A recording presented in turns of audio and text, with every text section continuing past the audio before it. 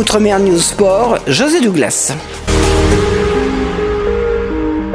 Un honneur de te rencontrer.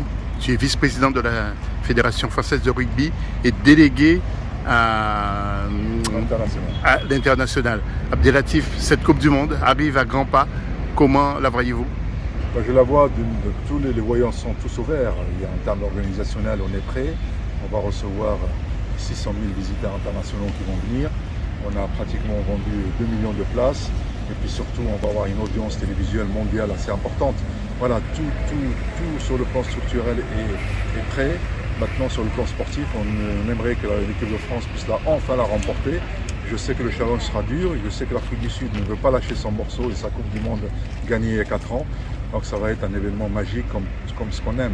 J'espère que tout le pays, je pense que derrière, j'ai eu la chance d'avoir fait 3 Coupes du Monde, j'ai jamais vu un tel engouement, que ce soit l'union sacrée pour réussir cet événement-là, en termes sécuritaires, en termes d'accueil, en termes de territoire, tout le rugby, on parle rugby maintenant partout, dans tous les quartiers, dans toutes les cités, dans toutes les régions en France, et puis tous ceux qui vont venir ici, j'espère avoir de plus grands souvenirs qu'ils vont garder pendant cet événement-là. Abdelatif, vous connaissez bien l'outre-mer, hein, les Antilles, Guadeloupe, Martinique. Je sais que vous avez été.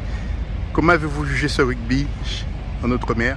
En outre-mer, vous savez, il y a maintenant 30% de l'équipe de France aujourd'hui sont originaires de Nouméa ou de Nouvelle-Calédonie ou de La Réunion ou de Guadeloupe. Donc ça fait partie un petit peu de ce développement que le rugby connaît. Voilà, donc on savait qu'il y avait des ressources humaines. Moi, je pense que j'étais allé il y a 25 ans quand j'ai vu Je me suis toujours posé la question, notamment dans le Pacifique, comment ça se fait que les All Blacks, ils ont des grosses équipes alors que c'est la même morphologie, c'est presque la même culture des fois, et que la Nouvelle-Calédonie. Donc il a fallu une politique bien précise portée il y a presque 20 ans là-bas. Et puis aujourd'hui, on a un peu le retour de cet investissement. On a des joueurs qui viennent beaucoup dans le championnat français. D'abord, leur championnat du Pacifique s'est développé, et puis on a quelques têtes d'affiche maintenant en équipe de France. Donc voilà, c'est exceptionnel d'avoir cette multitude de talents un petit peu, que ce soit en métropole ou l'outre-mer. Et pour la fédération, c'est une priorité. On a tout un programme d'accompagnement. Et même, je sais que les saisons ne sont pas les mêmes par rapport au décalage horaire, mais on a maintenant envisagé chaque championnat pour une région bien précise pour qu'on puisse avoir le maximum de rendement et le maximum de développement. Et puis dernière question, Bastaro, quels sont vos liens avec lui? Qu'est-ce que vous avez pensé de la carrière de ce garçon? Ce garçon, il est extraordinaire. Je sais que des fois pour lui ça n'a pas été facile, mais c'est quelqu'un qui est très intelligent, qui est combatif, qui a marqué les esprits par ses qualités humaines et ses qualités rugbystiques.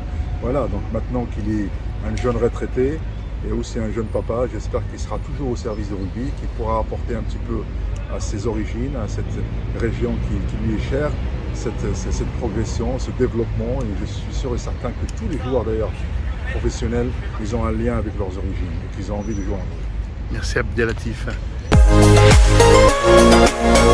Outre-mer News Sport, José Douglas.